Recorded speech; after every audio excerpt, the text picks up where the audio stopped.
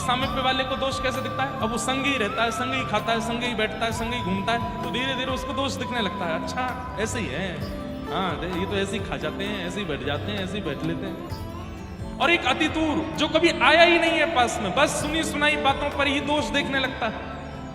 और हम मानवों की क्वालिटी है कि हम दोष क्षण भर में देख लेते हैं, गुण देखने में पूरा जीवन निकल जाता है, गुण नहीं दिखता। बादशाह के पास जाकर के दोष बताने लगे, अरे वहां तो ऐसा होता है, उस सत्संग में तो हम लोगों की विपरीत बातें बताई जाती हैं, हम लोगों से दुश्मनी कैसे हो ये सब सिखाया जाता है, आदि आदि बना बढ़ा चढ़ा करके बना करके बातें बोल दी। बादशाह ने आज्ञा दे दी, पकड़ करके लाओ। प्रेम निधि जी अपने ठाकुर जी की जल झारी भर करके, और जल झारी जी पधराने वाले थे, इतने में ही सैनिक आ गए और सैनिकों ने आकर के हाथ पकड़ा। तो प्रेम निधि जी बोले मैं चल रहा हूं, भाई झारी जी पधराने तो ठाकुर जी की। झारी जी भी नहीं रखने थे, ऐसे ही लेकर के गए। बहुत रोए, बोले कि अरे मेरे जय जय को प्यास लगेगी, कहाँ पिएंगे, नहीं मुझे जल तो पधरान दो, तुम जहां कहोगे मैं चलने को तैयार हूं, नहीं जल तो रखन दो। लेकिन उन्होंने जल भी नहीं रखने दी। बादशाह के सामने गए, बादशाह ने कहा इनका जो करना है बाद में देखेंगे, अभी इनको तय खाने में डालो। तय खाने में डाल दिया। उसी रात्रि को ही रो रहे थे, बोले मेरे जय जय को प्यास लगी होगी, जल झारी नहीं पधरा पाए हो। वैष्णव जो होता है ना, जैसे एक माँ को अपने बालक की चिंता रहती है, प्रियतम को अपनी प्रियतमा की चिंता रहती है, ऐसी वैष्णव को पूरे दिन अपने ठाकुर जी की चिंता लगी रहती है। वो कथा में भी आते हैं ना, तो ये सोचते हैं कथा अभी 7:30-8 बजे तक कथा में रहेंगे, फिर जय जय के काजे जाके प्रसादी बनानी है, 8:30-9 बजे तक शयन कराना है। आज शयन, अब गर्मी बहुत हो गई है, कूलर नहीं एसी होना चाहिए, जय जय की सेवा में कछु ऐसा पहुंचना चाहिए, चंदन घिस करके छाती पे लगाऊंगो, ऐसे वस्त्र पहनाऊं, ये सब चिंता बनी रहती है।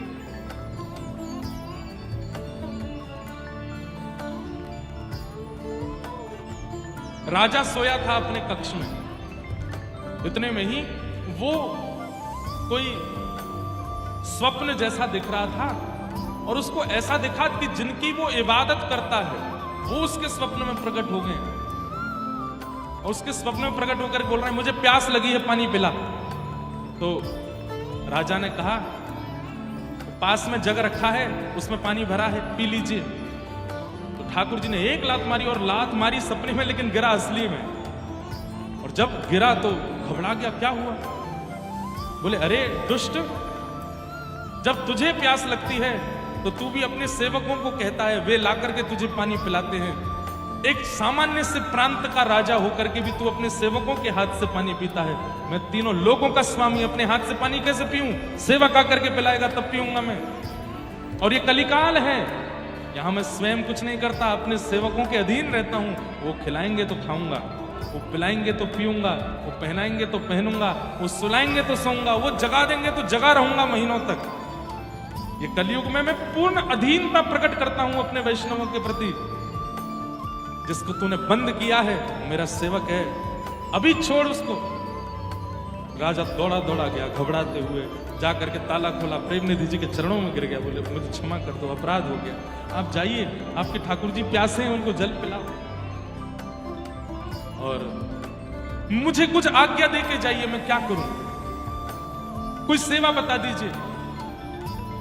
प्रेम निधि जी ने कहा आगरा क्षेत्र में जितने भी वैष्णव रहते हैं उनको भक्ति करने में कभी दिक्कत ना हो, बस इसका ध्यान रखना। कभी भी तुम्हारे सैनिक जन और यहाँ घूमने वाले मिलेच्छ उनको परेशान ना किया करें। यमुना जी के मनोरथ करने में, अपने ठाकुर की सेवा करने में उनको किसी को दिक्कत ना हो, बस ये ध्यान रखो। और आइंदा कभी भी किसी वैष्णव का अपराध मत करना, नहीं तो हमारे ठाकुर जी ने अभी लात मारी है, उन नृसिंह बन करके पेट भी फाड़ देते हैं। बस इतना कह करके प्रेम निधि जी चले गए, और अपने ठाकुर जी से आकर के हृदय से लगा लिया, जल झारी भर के लाए, सेवा में पधराई। ऐसे ठाकुर जी आगरा में विराजमान, प्रेम निधि जी के ठाकुर जी। अगर कह दें तो कोई अतिशयोक्ति नहीं कि आगरा का गुप्त वृंदावन है, वहां के ठाकुर जी अति मधुर हैं। तो